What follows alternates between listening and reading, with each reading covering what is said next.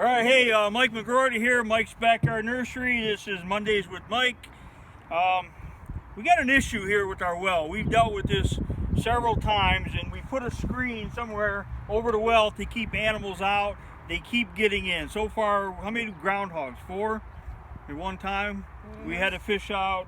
We fished out something last year that was very rat-like, and this isn't even going to work, I don't think. But so we're getting ready to turn on the irrigation, and there's something floating in the well.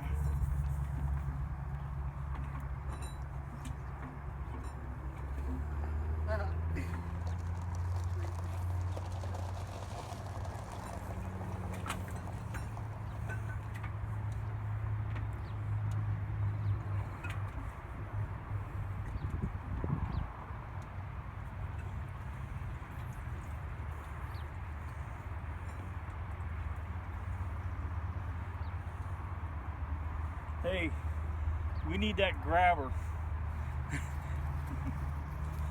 So of all the things that we do here, this is the least fun thing we've ever had to do.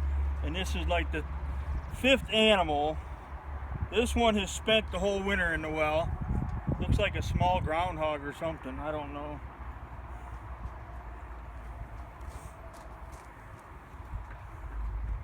Just remember not to use this to pick up your sandwich with.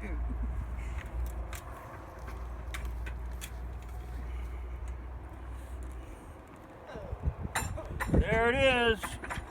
So, how I got that in there. There you go, towards you. God, they look so much bigger when they're down there. Yeah. So this is the least fun part about having a dug well. Now, this is how you do this.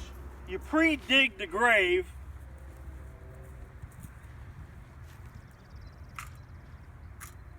Drop him in there. I don't know if that was a rat or what it was. Sometimes it's hard to tell. And I'm not sure why we videotaped this, but it's just part of what comes with doing.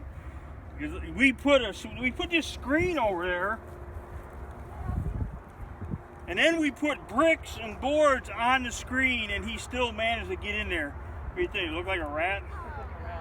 Last year it looked like a rat, and I put bait traps around and everything. So I don't know. I'm kind of at a loss. We've never seen a live rat, which is a good thing. So that's Mondays with Mike, fishing dead animals out of the well.